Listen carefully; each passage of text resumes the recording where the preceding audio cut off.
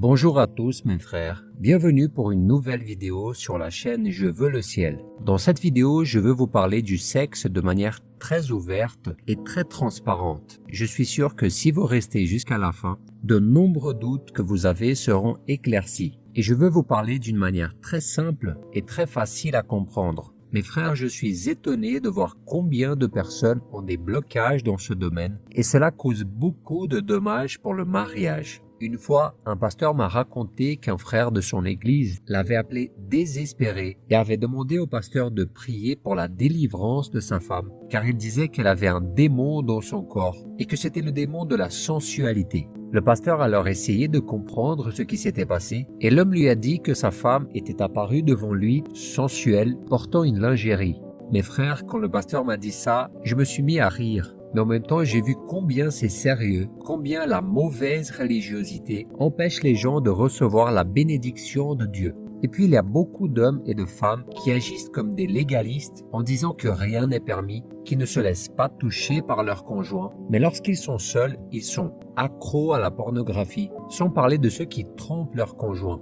Mes frères, soyons honnêtes. Beaucoup de gens passent la majorité de leur temps à penser au sexe. Et ce n'est pas un hasard, vu que ce sujet est omniprésent. Il suffit de regarder des films et des séries, il suffit d'accéder à Internet ou de se réunir avec des amis pour que les gens en parlent sans cesse de ce sujet. Et dans le monde chrétien, ce n'est pas différent. Seulement, nous avons un comportement différent, impliquant principalement des rapports sexuels hors mariage. C'est tellement merveilleux quand un couple se marie étant vierge, mais je sais que la grande majorité n'attend pas le mariage. Mais cela n'invalide pas la parole de Dieu, mes frères, car si vous obéissez au Seigneur, vous récolterez sûrement des fruits. Et même si vous commettez un péché et que vous vous repentez, la promesse du Seigneur est que le sang de Jésus vous purifie de tout péché. Amen. Et puis quand les gens se marient, beaucoup pensent qu'à partir de là, tout est libéré et qu'ils peuvent faire ce que bon leur semble. Et je vais vous montrer dans la parole de Dieu qu'il y a au moins 4 sortes de sexe qui sont interdits. À la fin de cette vidéo, racontez-nous vos expériences et vos opinions à ce sujet. Mais avant de commencer, cliquez sur le bouton like et abonnez-vous maintenant si vous vous identifiez au contenu de la chaîne. Faites ça plutôt maintenant pour ne pas oublier à la fin. Et sachez que ce simple geste nous motive énormément à produire plus de contenu pour vous. Et n'oubliez surtout pas d'activer la cloche de notification pour ne jamais rien manquer d'important. Alors on commence. Mes frères et sœurs, avant toute autre chose, j'ai besoin de laisser quelque chose de très clair. Ce n'est pas un péché de ressentir du plaisir et de s'amuser dans l'intimité avec votre conjoint.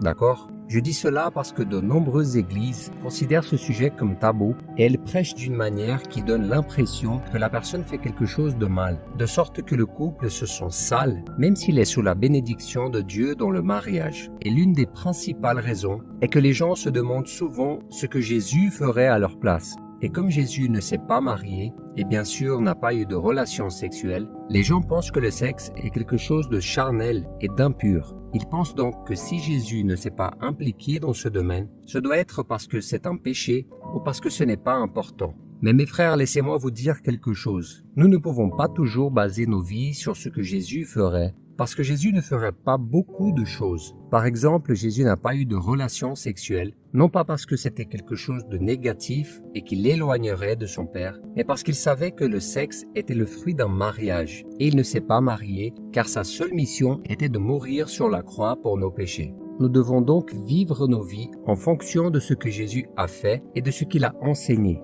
Amen. Jésus n'était pas un pécheur comme nous le sommes. Il n'a pas été sauvé par la foi comme nous l'avons été. Il n'a pas été séparé de Dieu comme nous l'avons été à cause du péché. Donc Jésus est dans une autre catégorie, mes frères. Donc nous devons nous concentrer sur ce que Jésus a enseigné. Et qu'est-ce que sa parole nous apprend sur le sexe dans le mariage? Dans le premier livre de la Bible, le livre de la Genèse, nous voyons que Dieu a créé l'homme et la femme comme des êtres sexuels. Et ceci n'est pas un péché. C'est lui qui a créé notre corps. Ce n'est pas Satan qui a fait cette partie de notre vie. C'est lui qui a créé notre corps avec les organes génitaux pour que nous puissions avoir des relations sexuelles et nous reproduire. Et lorsque la relation entre un homme et une femme se produit, ils se complètent et deviennent une seule chair. Et dans le livre de 1 Corinthiens au chapitre 7, l'apôtre Paul parle beaucoup du mariage et de la sexualité. Paul dit par exemple que l'homme marié ne doit pas seulement se consacrer à l'œuvre de Dieu, mais qu'il doit aussi s'occuper de certaines choses du monde pour plaire à sa femme. Il conseille également que le mari et la femme ne restent pas trop longtemps sans rapport sexuel, à moins qu'ils ne pratiquent un jeûne. Mais cette pause sexuelle ne doit pas durer trop longtemps, car Satan peut en profiter pour tenter le couple et le faire tomber dans la tentation. Mes frères et sœurs, nous devons comprendre que le manque de sexe peut engendrer l'abstinence, c'est-à-dire que le corps commence à en manquer.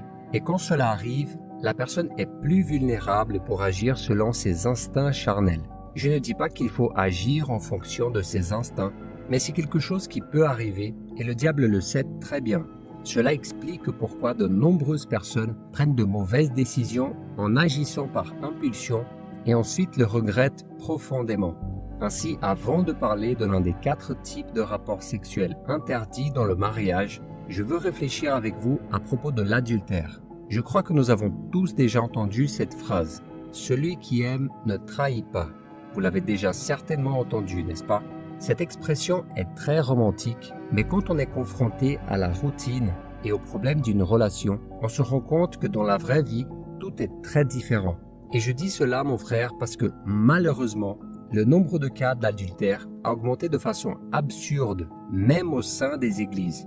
Et cela cause beaucoup de souffrance et de destruction aux familles. Je veux donc vous inviter à réfléchir sur le péché de la trahison et de l'adultère. Tout d'abord, nous devons comprendre que l'être humain, aussi bien intentionné qu'il soit, est pécheur et plein de défauts. Et c'est pourquoi Jésus nous a donné un avertissement dans le chapitre 26 de Matthieu. Regardez ce qu'il a dit. « Restez vigilants et priez pour ne pas céder à la tentation. L'esprit est bien disposé, mais par nature, l'homme est faible. » Mes frères, nous sommes tous constamment séduits par les propositions de ce monde et nous devons être vigilants à tout moment pour ne pas céder à la tentation. Et c'est pourquoi même l'amour entre un homme et une femme ne peut à lui seul empêcher une trahison. Il existe une grande illusion qui trompe de nombreux maris et femmes. Ils pensent que ceux qui aiment leur conjoint ne ressentiront jamais d'attirance pour une autre personne. Mais comme je viens de le dire, l'être humain est imparfait et la parole de Dieu elle-même affirme que notre chair est faible. Par conséquent, mes frères, nous devons être vigilants, car la vérité est que ce que les yeux convoitent, l'imagination aide à développer. Et si la personne n'interrompt pas ses pensées, elle peut un jour tomber dans la tentation. Regardez ce qui est écrit dans le chapitre 1 de Jacques. « Mais chacun est tenté quand il est attiré et entraîné par ses propres désirs. Puis le désir, lorsqu'il est encouragé, donne naissance au péché, et le péché, parvenu à son plein développement, a pour fruit la mort. » Regardez ceci, mes frères. Alors que nous sommes dans ce corps charnel, nous pouvons encore être attirés par une personne du sexe opposé. Nous pouvons être charmés par un sourire, un beau corps, une voix, un regard ou une personnalité. Et comme si notre faiblesse charnelle ne suffisait pas, nous sommes la cible d'un bombardement médiatique et culturel qui promeut l'infidélité, les relations sexuelles hors mariage, les femmes en tant qu'objet sexuel, l'image de l'homme macho qui doit absolument sortir avec tout le monde, etc. Si l'on ajoute à tout ça un peu de pornographie et un manque d'attention dans le mariage, on commence à mieux comprendre pourquoi de nombreuses personnes sont infidèles même en aimant véritablement l'autre personne. Et pour mieux comprendre, lisons ensemble un passage de la Bible. « Soyez sobres et vigilants. Votre adversaire, le diable, rôde comme un lion rugissant, cherchant qui dévorer. » Regardez ceci, mes frères. Satan est toujours en alerte, prêt à attraper ceux qui ne cherchent pas Dieu et qui ne veulent que les plaisirs que le monde offre. Je vous ai dit toutes ces choses parce que nous devons mettre de côté toute forme d'illusion pour faire face à la réalité, à la vérité. Amen. Ainsi, peu importe si vous êtes un mari ou une femme, sachez que vous êtes un être humain et que vous avez donc le penchant de faire ce qui est mal. Votre chair désire de faire ce qui est interdit. Et si vous ne fermez pas les portes au péché, vous pouvez tomber dans la tentation et tromper votre conjoint. Mais cela signifie-t-il que tout le monde est condamné à tromper? Absolument pas, mes frères. Absolument pas. Et c'est là que nous devons apprendre une chose très importante. Celui qui aime Dieu et son conjoint fuit l'apparence du mal et ne se fie pas à sa propre force. Alors mon frère, toi qui es tenté, sois très prudent et ne pense jamais que tu seras suffisamment fort pour résister. La Bible dit que celui qui croit être debout qu'il fasse attention à ne pas tomber. Et le conseil que je vous donne est, n'essayez jamais de faire face à la tentation en faisant confiance à votre force. Fuyez-la. Mes frères, il y a quelque chose qu'il faut absolument que vous compreniez. Il y a des choses face auxquelles il faut rester fort, mais il y a d'autres face auxquelles il ne faut même pas essayer d'être fort. Il faut tout simplement fuir. Regardez ce que nous dit la Bible. Résistez au diable et il fuira loin de vous. Fuyez l'immoralité sexuelle. Vous comprenez, mes frères? N'essayez pas de faire face aux tentations en faisant confiance aux limites de vos forces. Un autre conseil que je peux donner est d'essayer de parler davantage avec votre partenaire. Essayez de résoudre les problèmes au lieu de les fuir. Et surtout, ayez la crainte de Dieu. Je sais que beaucoup de gens pensent que craindre Dieu, c'est avoir peur de lui, mais ce n'est pas de ça qu'il s'agit. Avoir la crainte dans son cœur, c'est avoir de la révérence et du respect pour le Seigneur. C'est comprendre que Dieu n'approuve pas le péché et qu'il discipline ses enfants qui lui désobéissent. Donc si vous suivez les conseils que je vous ai donnés, la trahison ne fera jamais partie de votre vie. D'accord? Il y a un verset dans le chapitre 28 de Proverbes qui nous apprend quelque chose de très important. Heureux l'homme qui est constamment sur ses gardes. En revanche, celui qui endurcit son cœur tombera dans le malheur.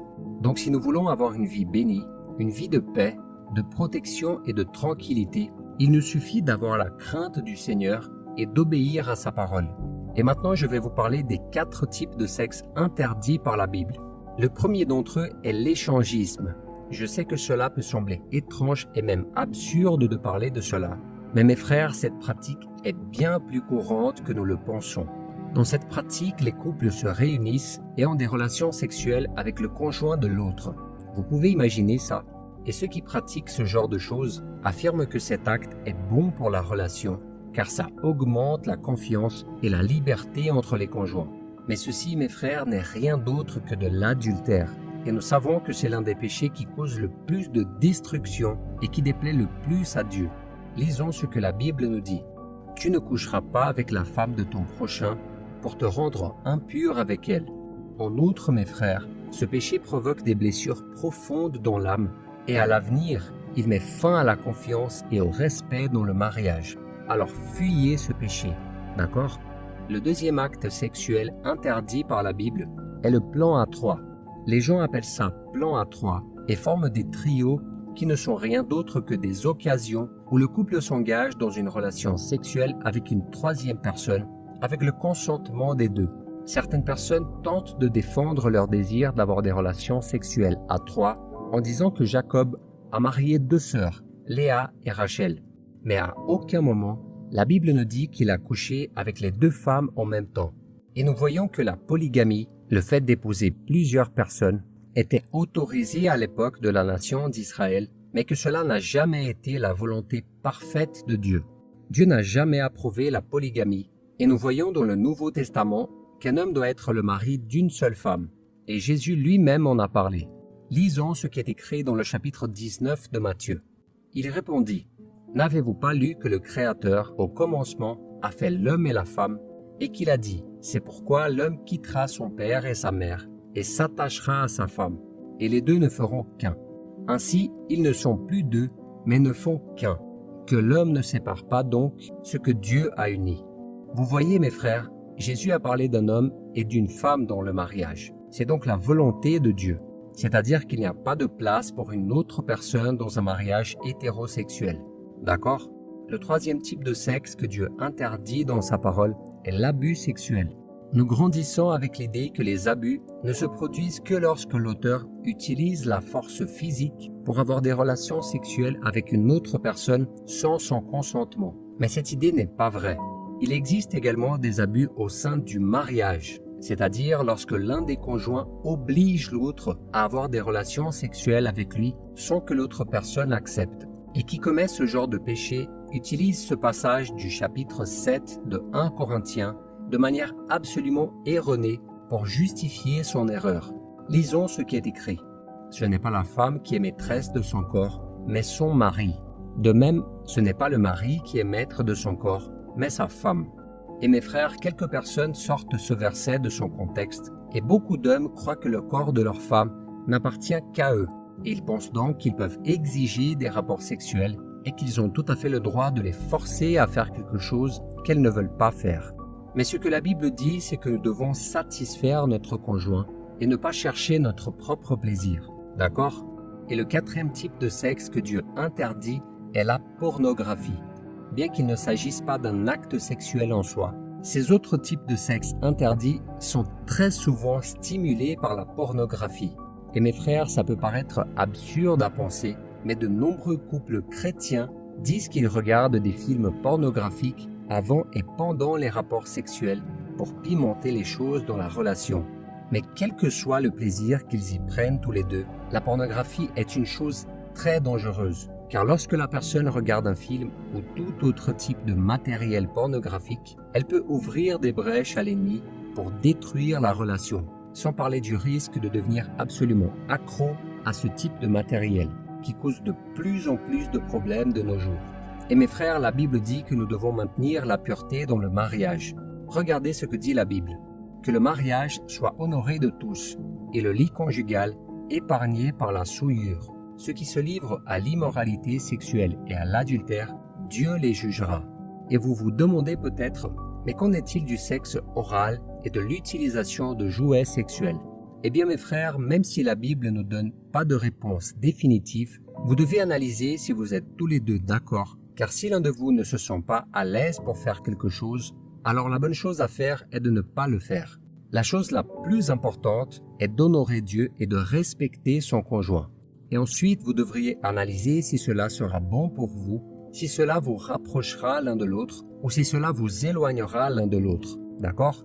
Bien sûr, la Bible ne parle pas de tous les sujets, sinon il n'y aurait tout simplement pas de place dans un seul livre. Et lorsque quelque chose n'est pas clairement interdit par Dieu, c'est peut-être le cas pour vous de juger ce qui est permis et ce que l'autre accepte ou non de faire. Regardez ce que la Bible dit dans 1 Jean chapitre 3. Bien-aimés, si notre cœur ne nous condamne pas, nous avons de l'assurance devant Dieu. Quoi que nous demandions, nous le recevrons de lui parce que nous gardons ses commandements et faisons ce qui lui est agréable. Ok, mais en ce qui concerne par exemple le sexe anal. Dans ce cas, mes frères, il s'agit d'une chose pour laquelle notre corps n'a pas été fait et même les médecins mettent en garde contre les diverses complications et maladies que cette pratique peut provoquer. D'accord? Ainsi, comme vous l'avez entendu ici dans ce message, le sexe au sein du mariage n'est pas du tout un péché. Ce n'est pas quelque chose de sale. Ce n'est pas mal de ressentir du plaisir. Et le sexe ne sert pas uniquement à la reproduction. D'accord? Il a été créé par Dieu pour nous donner du plaisir. Et si vous voulez être béni, restez loin de toute forme de promiscuité, de choses qui déplaisent vraiment à Dieu. Choisissez de vivre une relation avec respect et amour. Vous devez vous mettre d'accord sur tout et vous serez certainement très heureux, vous serez plus proches et plus intimes l'un de l'autre et ce sera une bénédiction pour vous tous. Amen. Si vous avez aimé cette vidéo, je vous demande de la partager sur WhatsApp, dans vos groupes, sur Facebook et où vous voulez. Mes frères, partageons la parole de Dieu parce qu'elle apporte de la lumière sur tous les sujets et elle apaise nos cœurs. Regardez aussi ces autres vidéos que nous avons laissées en recommandation. Je suis sûr qu'elles contiennent des infos indispensables pour votre vie spirituelle. Que Dieu vous bénisse, je vous attends dans la prochaine vidéo.